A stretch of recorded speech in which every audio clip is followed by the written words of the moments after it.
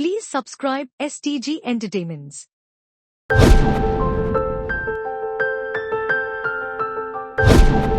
ഇപ്പോഴത്തെ നിങ്ങളുടെ ഈ അനുഭവങ്ങളാണ് നിങ്ങളുടെ ജീവിതത്തിൽ ഏറ്റവും ഭാസുരമായ ഓർമ്മയിൽ നിൽക്കുന്നത്. കല്യാണത്തിന് ശേഷം വിരുന്നിന് വന്നതൊക്കെ മൂന്നിൻ്റെന്ന് മറക്കും. സത്യം. എൻ്റെ ഫോട്ടോ എന്തോ ഫേസ്ബുക്കിൽ കണ്ടിട്ട് നമ്മുടെ സംവിധായകൻ മധുബാലേട്ടൻ വിളിച്ചിട്ട് പറഞ്ഞിടൈ പ്രധാനപ്പെട്ട സന്ദർഭത്തിലൂടെയാണ് കടന്നു പോകുന്നത്. മലയാളത്തിലെ ആദ്യത്തെ ട്രോളൻ ആരാന്ന് ചോദിച്ചാൽ കുഞ്ചത്തമ്പേരാണ്. പ്രത്യേക സ്കില്ലാണ്. അത്തരമൊരു ഗുണം ബഹുമാനപ്പെട്ട ഉദയൻ സാറിന് ഉണ്ട്. അദ്ദേഹം അത് വീണ്ടും വീണ്ടും വീണ്ടും വീണ്ടും വളർത്തിക്കൊണ്ടേയിരിക്കുന്നതാണ്. വിജയൻ പാലാഴി മികച്ച എഴുത്തുകാരനാണ്, സാംസ്കാരിക പ്രവർത്തകനാണ്. പക്ഷേ ഇപ്പോഴും ചോദിച്ചപ്പോൾ ഞാൻ പത്രത്തിലായിരുന്നു പെൻഷനായി എന്നാണ് പറയുന്നത്. അതൊരു ക്വാളിറ്റിയാണ്. സുഹൃത്തിൻ്റെ മുകളിലും കാമുകിയുടെ അല്ലെങ്കിൽ കാമുകൻ്റെ താഴെയുമുള്ള ഒരു ഇടനിലയാണ് ഇതാണ് ഈ ബെസ്റ്റി എന്ന പ്രയോഗം.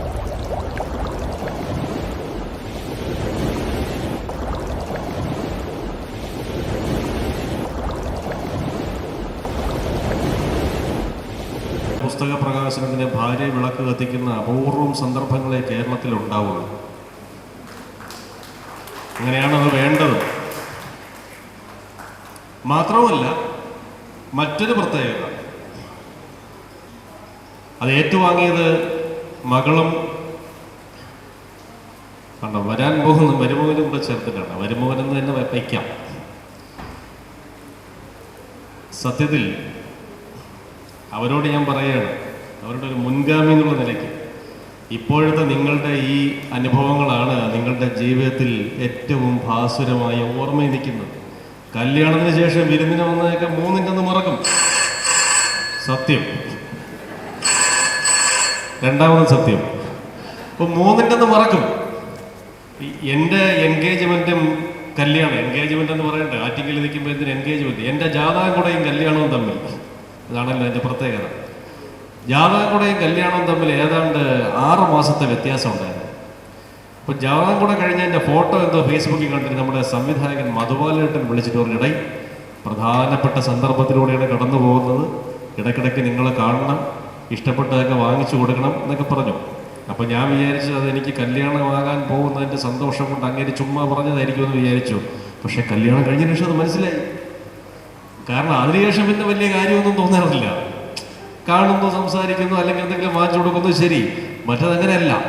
അതിനെ വർക്കല ഗോപാലകൃഷ്ണൻ സാറിൻ്റെ ഭാഷയെ പറഞ്ഞാൽ കളവും കറുപ്പും എന്ന് പറയും. തമിഴ് സംഘസാഹിത്യമാണല്ലോ. സംഘസാഹിത്യത്തിൽ പറഞ്ഞാൽ കളവും കറുപ്പും എന്ന് പറയും. കറുപ്പ് എന്ന് പറഞ്ഞാൽ ഈ അറേഞ്ച്ഡ് മാരേജ് നോക്കിക്കൊണ്ടിരിക്കുമ്പോൾ കല്യാണം. കളവ് എന്ന് പറഞ്ഞാൽ രഹസ്യമായുള്ള കൂടിക്കാഴ്ചകളും സംസാരവുമാണ്. നിങ്ങൾക്ക് ഇനിയിപ്പോൾ അതിനുള്ള സമയമാണ്. അതിനുള്ളൊരു തുടക്കമാകട്ടെ ഇതെന്ന് ഞാൻ വിചാരിക്കുന്നു. അതിൽ വീട്ടുകാരും ഒരു തടസ്സവും പറയില്ല. ഭാസിരാജ് സാറിൻ്റെ ഭാഷയെ പറഞ്ഞാൽ അർണവം തന്നിലല്ലോ നിന്നക ചേർന്നു ന്യായം, അന്യഥ വരുത്തിയിടുവാൻ കൊന്നൊരിക്കലും മുതിരില്ല. ഇത് ദമയന്തി ഹംസത്തോട് പറയുന്നതാണ്. ഹംസം പറയും, താതൻ ഒരു വരന് കൊടുക്കും നിന്നെ, പ്രീതി നിനക്കുണ്ടാം അവനിൽ തന്നെ, പിന്നെ നീ യവനെ ലൈൻ അടിച്ചിട്ട് വല്ല കാര്യമുണ്ടോ പെണ്ണെ എന്ന് ചോദിക്കുമ്പോഴുള്ള മറുപടിയാണ്, ഞാൻ എന്താണോ നിശ്ചയിക്കുന്നത് അത് തന്നെയാണ് എൻ്റെ അച്ഛൻ സാധിച്ചു തരുന്നത്, അതിന് വേറെ അച്ഛൻ എതിരഭിപ്രായമൊന്നും ഇല്ല എന്നുള്ളതാണ്.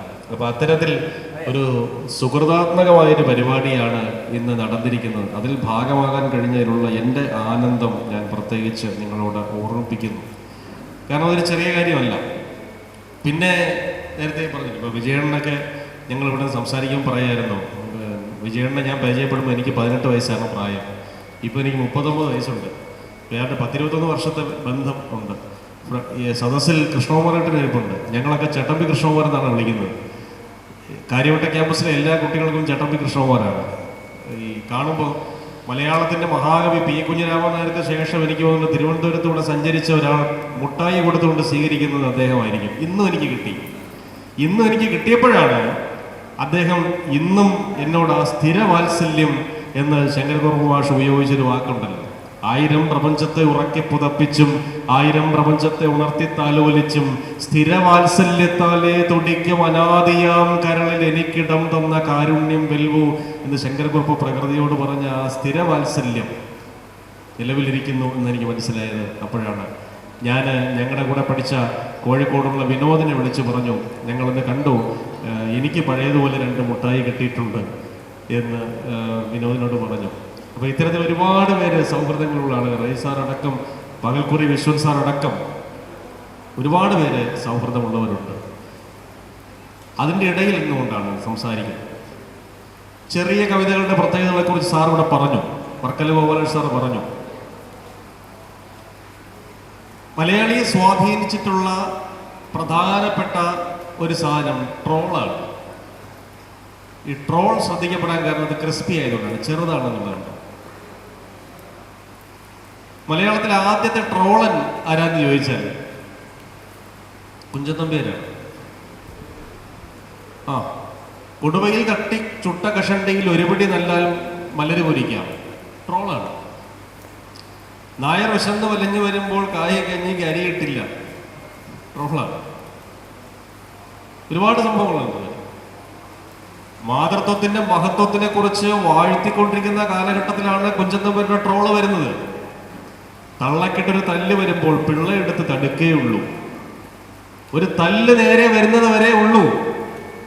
അതിനെ പിന്നെ പാടുപെട്ട് കഷ്ടപ്പെട്ടിട്ട് അതിനെ എന്താണ് മറിച്ചിടാൻ ഒരൊറ്റ കവിക്ക് പറ്റില്ല, ഇടശ്ശേരിക്ക് മാത്രം. ഇടശ്ശേരി അതിനെ മറിച്ചിട്ടത് പെറ്റ വയറ്റിനെ വഞ്ചിക്കുന്നൊരു പൊട്ടപ്പൂതവി നിന്ന് കയർത്താൾ, കോപം കൊണ്ട് വിറക്കെ കൊടിയൊരു ശാപത്തിന് അവൾ കൈകൾ ഉയർത്താൾ എന്ന് പറയുമ്പോഴാണ് ആ കുഞ്ചൻനമ്പ്യാരെ മറിച്ചിട്ട് ആ മാതൃത്വം തിരിച്ചെഴുന്നേറ്റ് നിൽക്കുന്നത്. കവികൾക്ക് ഈ രണ്ട് ധർമ്മവുമുണ്ട്. ഒരാൾ മറിച്ചിട്ട് തന്നെ എടുത്ത് നോത്തുവയ്ക്കാനുള്ള ധർമ്മമുണ്ട്. ശ്രീബുദ്ധനെ കുറിച്ച് മനോഹരമായൊരു കവിത നമ്മുടെയൊക്കെ അയലോകക്കാരനായ കുമാരനാശാൻ, എന്താണ്, അനുപമ കൃപാനിധി അഖില ബാന്ധവൻ ശാക്യജിനദേവൻ ധർമ്മരശ്മി ചൊരിയുന്ന ബുദ്ധനെ കുറിച്ച് പറഞ്ഞു എങ്കിൽ അതേ ബുദ്ധന്റെ പ്രതിമ തന്നെ കടിക്കാൻ വന്ന നരിക്ക് നേരെ മറിച്ചിട്ട് ഇടശ്ശേരി ആ അഹിംസയെ വേറൊരു രീതിയിലേക്ക് കൊണ്ടുപോയി എന്നുള്ളതാണ്. അവിടെ ഇടശ്ശേരിയെ സ്വാധീനിച്ചത് ഭഗവത്ഗീതയാണ്. കാരണം ഭഗവത്ഗീതയുടെ ശ്ലോകമുണ്ട്, ബ്രാഹ്മണനോ ഋഷിയോ പണ്ഡിതനോ ആരോ ആയിക്കോട്ടെ, ഗുരുനാഥനോ ആരോ ആയിക്കോട്ടെ, നമുക്ക് നേരെ കുരച്ചു കൊണ്ടുവന്നാൽ നമുക്ക് അവനെ കൊല്ലാം എന്ന് ശ്രീകൃഷ്ണൻ അർജുനനോട് പറഞ്ഞു കൊടുക്കുന്നുണ്ട്. അമ്മാവനോ വല്യച്ഛനോ കൊച്ചച്ഛനോ മരുമോനോ ആരോ ആയിക്കോട്ടെ, നമുക്ക് നേരെ വന്നാൽ നമുക്ക് അവനെ വധിക്കാം എന്ന് പറയുന്നൊരു ദർശനമുണ്ട്. ഈ ദർശനത്തിൽ നിന്നുകൊണ്ടാണ് ഇടശ്ശേരി ബുദ്ധന്റെ പ്രതിമ മറിച്ചിട്ട് നരിയെ കൊന്ന് കുടുംബത്തെ രക്ഷിക്കാൻ അരിയെ കൊണ്ടുപോകുന്നത്. ഇത്തരത്തിൽ കവിതയ്ക്ക് രണ്ട് ധർമ്മങ്ങളുണ്ട്. ഇങ്ങനെ ചെറിയ ചെറിയ ചെറിയ 4 വരിയിലൂടെ 3 വരിയിലൂടെയുള്ള ഹൈക്കുകളിലൂടെ സൃഷ്ടിക്കപ്പെട്ട ഒരു വലിയ കാവ്യ സംസ്കാരം നമുക്കുണ്ട്. തിരുക്കുറലിനെ കുറിച്ച് അദ്ദേഹം പറഞ്ഞല്ലോ, കർക്ക കസടറ കർപ്പവൈ കറ്റപിൻ നിൽക്ക അതർക്കു തക.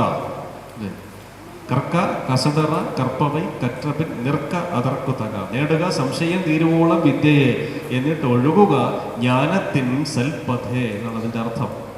2 വരിയേ ഉള്ളൂ. എല്ലാ വിളക്കും വിളക്കല്ല ഈ ചാന്തോർക്ക് പൊയ്യാ വിളക്കേ വിളക്കു. തിരുക്കുറൽ.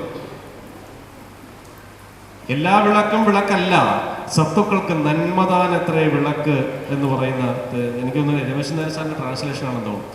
അത്ര സുന്ദരവും ഗഹനവുമായ കബീർദാസിന്റെ ദോഹയൊക്കെ നിങ്ങൾക്കറിയാമല്ലോ. ഗുരുവും ഗോവിന്ദനും കൂടി എൻ്റെ മുമ്പിൽ ഒരുമിച്ച് പ്രത്യക്ഷപ്പെട്ടാൽ ഞാൻ ആദ്യം ഗുരുവിൻ്റെ കാൽക്കൽ വീണ് നമസ്കരിക്കും, കാരണം ഗുരുവാണ് ഈശ്വരനിലേക്കുള്ള ശരിയായ വഴി എനിക്ക് പറഞ്ഞു തന്നത് എന്ന് പറയുന്നൊരു രംഗമുണ്ട്. ഇതൊക്കെ ചെറിയ ചെറിയ ചെറിയ വരികളിലൂടെ വന്ന വലിയ അർത്ഥങ്ങളാണ്. ബാബുരാജ് മാഷിൻ്റെ ചില പാട്ടുകൾ പോലെയാണ്. ഇതെല്ലാവർക്കും പാടാമല്ലോ എന്ന് തോന്നും, എടുത്ത് പാടി പോകണം, അപ്പോഴാണ് ഊപ്പാട് വരുന്നു എന്ന് മനസ്സിലാവുന്നത്. അതിൻ്റെ പ്രത്യേകത വളരെ ലളിതമാണെന്ന് നമുക്ക് വെളിയിൽ നിൽക്കുമ്പോൾ തോന്നും. പണ്ട് ഈ റേഡിയോയിൽ കോട്ടയം അയ്യപ്പാസിൻ്റെ പരസ്യം ഉണ്ടായിരുന്നു.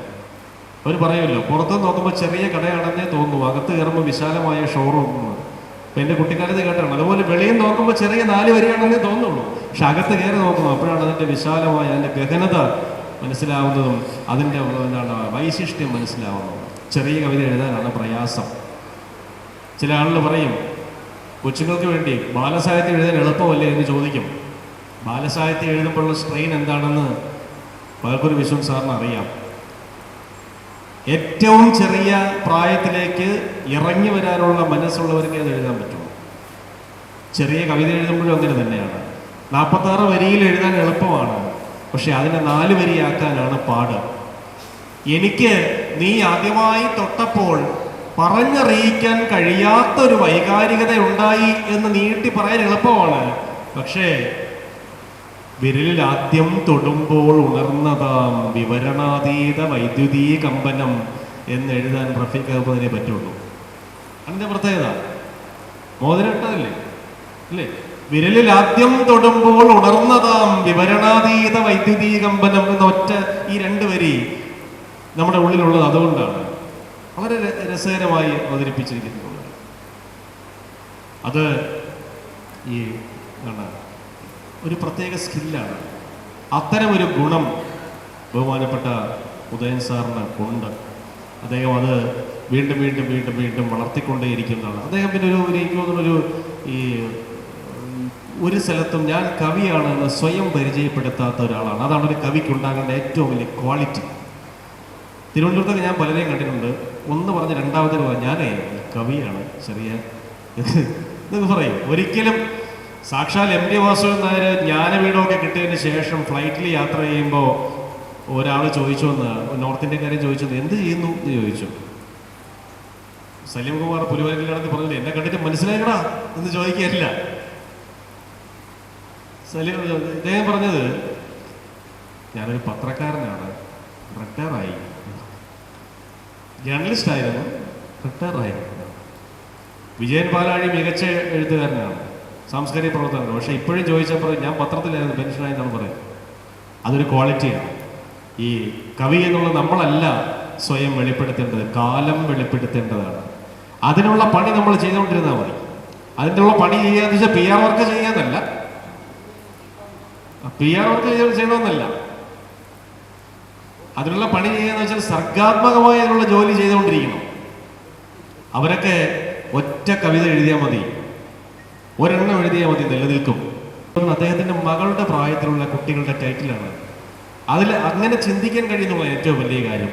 സുഹൃത്തിന്റെ മുകളിലും കാമുകിയുടെ അല്ലെങ്കിൽ കാമുകന്റെ താഴെയുമുള്ള ഒരു ഇടനിലയാണ് ഇതാണ് ഈ ബെസ്റ്റി എന്ന പ്രയോഗം. അതായത് ഇവർ രണ്ടുപേരും ചെയ്യുന്ന എല്ലാ കാര്യങ്ങളും സ്വാതന്ത്ര്യത്തിലൂടെ ചെയ്യാൻ കഴിയുന്ന ആളാണ് ബെസ്റ്റി. അദ്ദേഹത്തിന്റെ കവിത ഏറ്റവും ഉത്തമമായ ബെസ്റ്റി ആകട്ടെ എന്ന് പ്രാർത്ഥിച്ചുകൊണ്ട് ഞാൻ ഈ പുസ്തകം വിനയപൂർവ്വം പ്രകാശനം ചെയ്യുന്നു. നന്ദി, നമസ്കാരം. Please subscribe STG Entertainments.